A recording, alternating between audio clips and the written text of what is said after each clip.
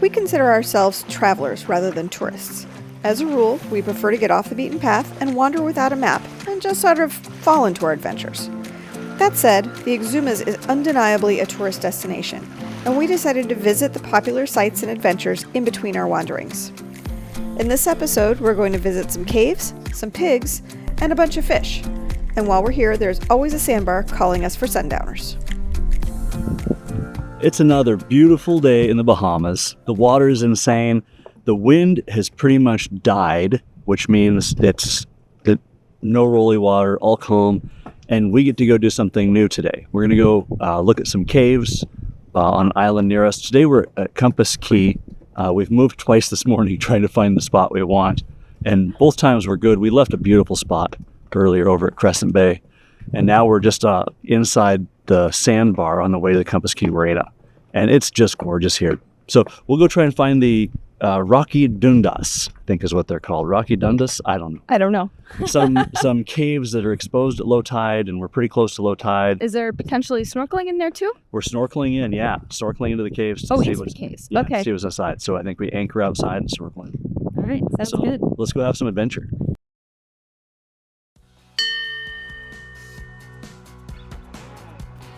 I'm Jerry. And I'm Sean. Come along on our real-life adventures as we explore the world and boat life on our sailing catamaran Rome. Now let's jump back into the episode and see what's going on. We actually tried to do this yesterday, and the water was just too rough. So we decided to try again today. And this time, conditions are perfect.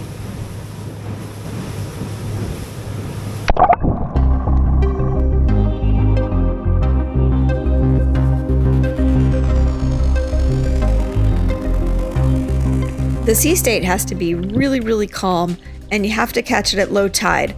Otherwise, you are likely to get bashed into the roof of the cave on your way in. And that's not fun for anybody.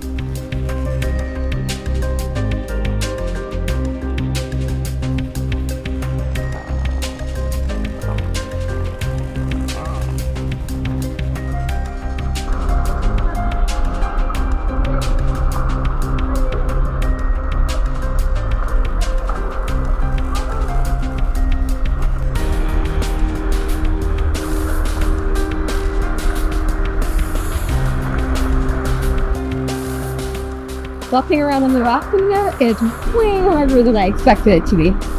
Oh man. The water is super shallow as you get to the back of the cave. Only walking depth for sure, but it's really tough because there's a good bit of current, and I don't know, I like the deeper holes where I'm kind of treading swimming. This is tough. Well, that place is unbelievably cool. This is amazing. It's absolutely amazing. It's loud. Way louder than I'd anticipated. It's really hard to walk around. Yeah. For me anyway. Not like a monkey and he's climbing all over the rock. Yeah, I'm feeling a little unbalanced in here too.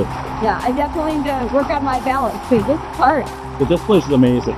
Yeah. It's big, it's cathedral-like with the light. There's so many colors on the ceiling, and so many dripping stalactites. To the stalactites want to come down, or stalagmites looking down? I don't remember. I think tights come down, mites go up. Maybe mites bite your ass. I don't know. I have no idea. I'm going to say stalactites. Okay. Coming off the ceilings, around the edges. This place is unbelievable. It's very cool. And there's another cavern that we're going to go check out. Right next door. Right next door. Yeah, and now there's nobody in here. When we got here, there were probably like 25 or 30 people in here, and now it's empty. It's perfect. It's really cool. I'm really glad we came. Yeah, me too. It's a good day for it.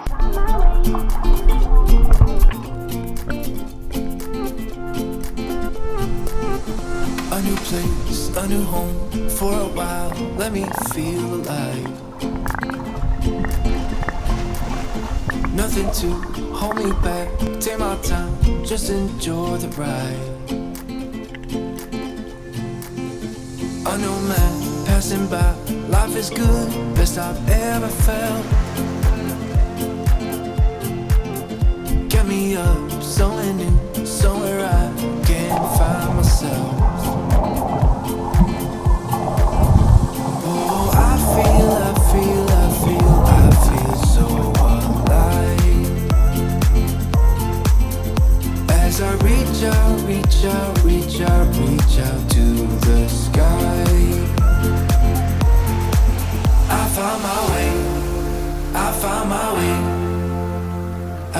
the dark against it all, but made it through the day. Cause I found my way, I found my way. In bad times, I know I'll be okay. Cause I found my way.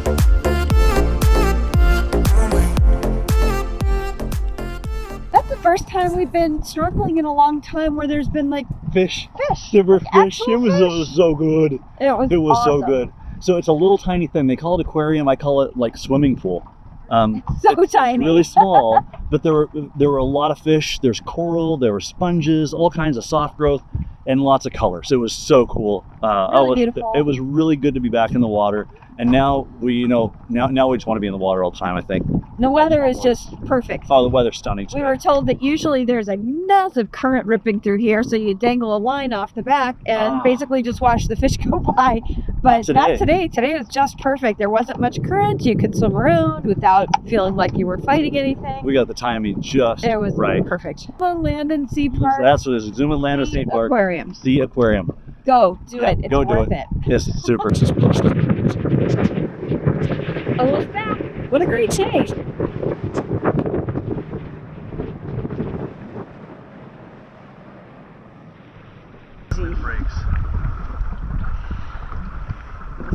Today is moving day.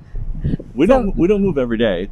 No, we've been here at Where are we? Compass Key? We're at Compass and We've been here for several days. and what is this? Our 1, 2, it's our third anchorage at Compass. Right. Is that right? So we've been here for maybe 4 or 5 days, 3 different anchorages, and it's been fantastic. It is. It's so beautiful. But we're ready to move south just a little bit to stage for our adventure today. And it'll also put us in a better position to move farther south tomorrow. Yep. So as we move through the keys here, we're headed south, and every move isn't a big move. We're going to try to get our jib sail out today. I don't know if we'll get it or not. But Just for the sake of putting up a sail. just for the sake of putting up a sail, because I hate just driving around on the motors. We'll see what happens. Right. But it looks like it's going to be a good, easy run. Shouldn't be too far. And we're followers. We're following our friends Julio and Kim on their boat Adagio, and we've been having a blast with them. And huge shout, thanks guys. Thanks. You guys have been just such great boat buddies. And Tour guide Julio Oh my has been God. amazing. He's an expert he in is. the Bahamas. He's been a professional yacht captain for decades, and much of the time has been spent here in the Bahamas. So when it comes to doing stuff and going places and finding the right anchorages, we are more than happy to let Julio take the lead, and we'll just follow right along because he Man. does not steer us wrong. Oh, he knows. He knows all the secrets, all the little spots. It's just so great to have somebody who knows what they're doing here. Truly. All right, well, let's up anchor and get out of here. Yep, we will see you at the next spot.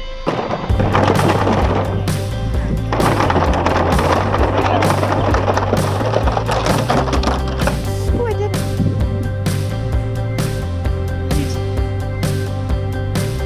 Goes down. This is so exciting.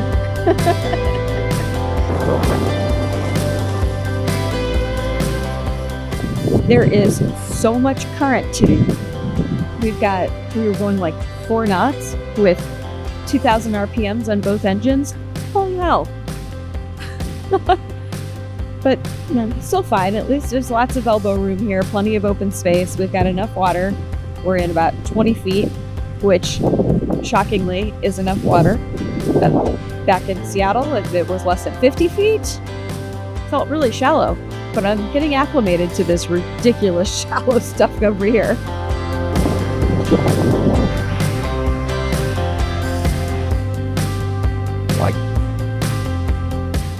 So this island is private.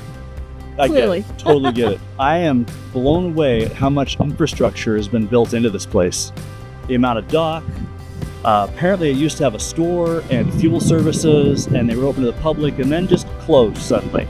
Somebody, I guess, had an idea they were going to do this thing and then changed their mind and decided they didn't want to open it to the public and just wanted to have it for themselves. I wonder if somebody did it and then they died and their kids took And their over. kids said this is too much effort. They don't care about the income if we're, No, if they're billionaires already. It doesn't Who matter. knows? We'll look it up and see what we can learn about this place. As it turns out, Samson Cay is owned by the telecom multi-billionaire John Malone. He built several villas, a store, and a restaurant, and then kind of out of nowhere, he closed it. Decided he wanted to keep it private for himself and his family. This place is so cool. I just love that from the outside where people anchor their boats, you would never know this was here unless somebody told you exactly how to come find it. It is stunning. But because all of the surrounding land is private and monitored, the only place that you can actually get out of your boat is on this sandbar. So it gets exposed at low tide-ish, and you can come play on the sandbar, which is not unusual in the Exumas. Lots and lots of sandbars. But this is gorgeous, calm, relatively quiet. It's stunning. Yeah, kind of in love.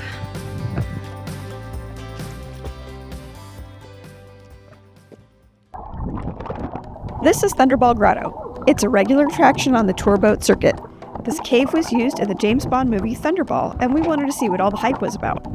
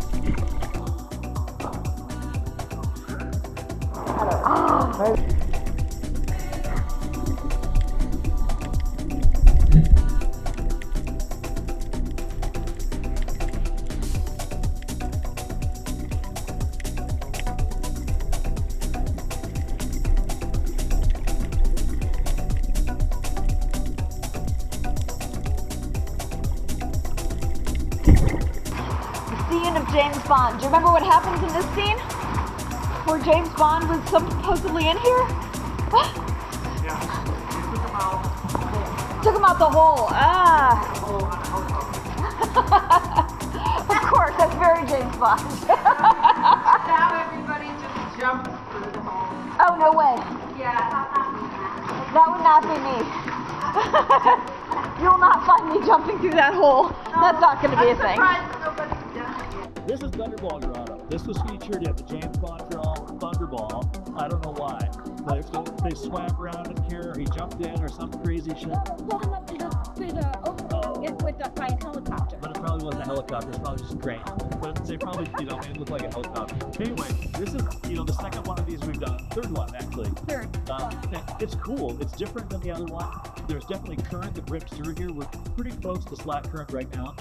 And it is still ripping. I'm holding on to keep us from floating away. You can't see it, but Jerry's legs trapped under to keep her from floating away. And it's cool. This is different because it goes through. And it can swim all the way through it. And there's fish in here. There's tons of fish. So cool. And it's pretty cool, pretty big. So as we're in here swimming around, we got to be careful not to hit our head because it totally goes under these overhangs. I've hit my feet any number of times, but not my head yet. So I try to avoid that. But anyway, this is cool. I would say I think I prefer the other one. Oh, so funny, and I prefer this one. That Jerry prefers this one. And there we are. That's all right. That's why we do them all. Peanut butter and jelly. I can't untrap my leg. All right. Well, I guess we're gonna go over to Pig Beach next. So we'll see you there. All right. Okay. Outside Thunderball Grotto. Thunderball Grotto. We just had part of Daniel Key. We just had a great snorkel. Oh my gosh. There are a few people here, but not too many. Julio once again brings us in with almost nobody here, right at slack tide. Perfection somehow. Oh. It's like the guy has a sixth and seventh great. sense for this. Yeah, as soon as the current started coming back in, everybody else that was here disappeared, and then we had it to ourselves. And we didn't have to work for a while anyway. We didn't have to work too hard to keep ourselves, stable in the current. After a little while, it just shot us right out. Yeah, but it was great. It was great. And there are a lot of boats here. Still beautiful Bahamas. This is just another one of those spots where everybody goes. It's a tourist spot. Lots of people come see it, but we see why. It's totally Oh my gosh. worthwhile. All right, well, off to the next thing. Yep. All right, let's go. So if you've ever watched any YouTube sailing channel that's gone to the Bahamas, almost every single one of them has visited the swimming pigs, the famous swimming pigs. All I have to say is, ew, I don't really like pigs enough, and I certainly don't want to swim with them because they, Pigs do what pigs do no matter where they are. so I don't need to swim with pigs. No, this is about as close as we're going to get. Absolutely. So here you go, the famous swimming pigs.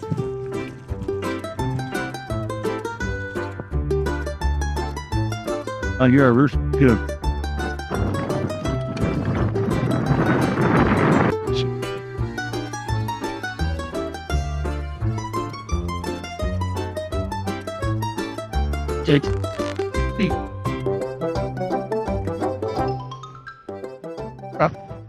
And that's about as close to pigs as I really care to get. Same. Like the less on my plate. I'll get close to them on a plate. That's fair. I don't eat meat, so I'm not even going to do that. That's literally as close to them as I want to get. Thanks for joining us to explore the most popular tourist spots in the Middle Exumas. If you enjoyed this episode, give it a like. Also, subscribe to our channel if you haven't done so yet. And really, why haven't you subscribed yet? Do you have any favorite spots in the Exumas that we absolutely shouldn't miss? If you do, let us know in the comments below. We'll see you next time. Bye!